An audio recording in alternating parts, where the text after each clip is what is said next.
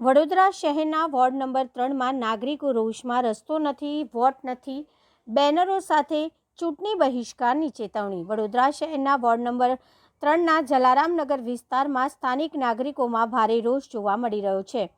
મૂળભૂત સુવિધાઓના અભાવે ત્રસ્ત રહેવાસીઓ હવે ચૂંટણી બહિષ્કારના બેનરો લગાવી વિરોધ નોંધાવ્યો છે. સ્થાનિકોના જણાવ્યા મુજબ વિસ્તારનો જાહેર રસ્તો વર્ષોથી બગડેલી હાલતમાં છે અને કેટલાક સ્થળોએ મગર ખાઈ ગયા હોય તેવી પરિસ્થિતિ સર્જાઈ છે. અગાઉ રસ્તો બંધ થતાં કલેક્ટરની રજૂઆત કર્યા બાદ તેને તાત્કાલિક ખુલ્લો મૂકવામાં આવ્યો હતો, પરંતુ હાલની સ્થિતિ ફરી દયનીય બની ગઈ છે. નાગરિકોનો આક્ષેપ છે કે છેલ્લા ઘણા વર્ષોથી પીવાના પાણીની સમસ્યા યથાવત છે. અનેક રજૂઆતો છતાં પાણીની યોગ્ય વ્યવસ્થા કરવામાં આવી નથી. સાથે જ 25 વર્ષથી રસ્તા પર કોટાના પથ્થરો બદલવામાં આવ્યા નથી અને સ્ટ્રીટ લાઇટની સુવિધા પણ ઉપલબ્ધ નથી. વિસ્તારમાં આવેલી આંગણવાડીઓ પણ ભાડાના મકાનોમાં ચાલી રહી છે, જ્યાં બાળકો પૂરતી સુવિધા મળતી નથી.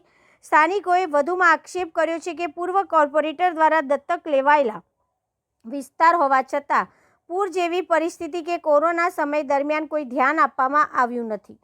વિસ્તારમાં ગંદકીના ઢગલા પણ સમસ્યા વધારી રહ્યા છે. આ પરિસ્થિતિથી કંટાળેલા રહીશોએ ચૂંટણી દરમિયાન રસ્તો નથી તો વોટ નથી અને પીવાનું પાણી નથી તો પ્રવેશ નથી જેવા સૂત્રો સાથે બેનરો લગાવી વિરોધ નોંધાવ્યો છે.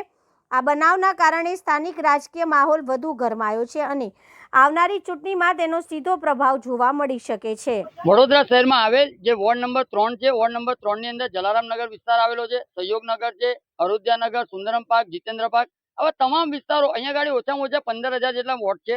પરંતુ ખાસ કરીને જલારામનગર જે એક પૂર્વ કોર્પોરેટરે દત્તક લીધો હતો.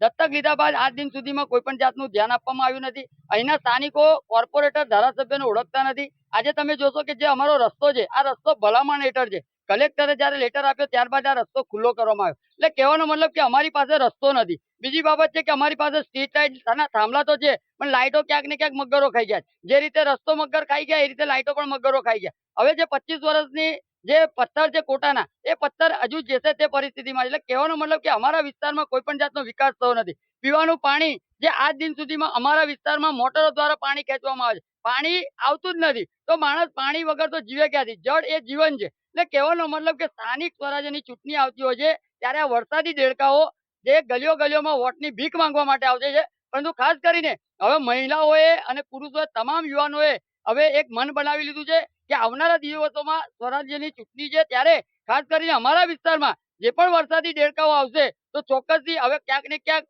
વિરોધ વ્યક્ત કરી અને આક્રોશ ઠાલવવામાં આવશે. એટલે અમારી ખાસ માંગણી અને લાગણી એક જ છે કે અમે એક તરફી મતદાન કરીશું જે અમારા વિસ્તારમાં વિકાસ કરી શકે. કારણ કે અમે ખોબે વોટ આપ્યા છે, સાથે સાથે તમામ રીતના ટેક્સ વેરા ભરીએ છીએ, છતાં પણ જે અમને સુવિધાઓ સવલતો મળવી જોઈએ એ સુવિધાઓ મળતી નથી. એટલે ખાસ કરીને આવનારા દિવસોમાં ઇલેક્શન સમયે અમે અમારા વિસ્તારના તમામ નાગરિકો, નગરજનો હવે એક મન બનાવી બેઠા છે અને આવનારા દિવસોમાં આક્રોશ સાથે એક તરફી મતદાન કરીશું.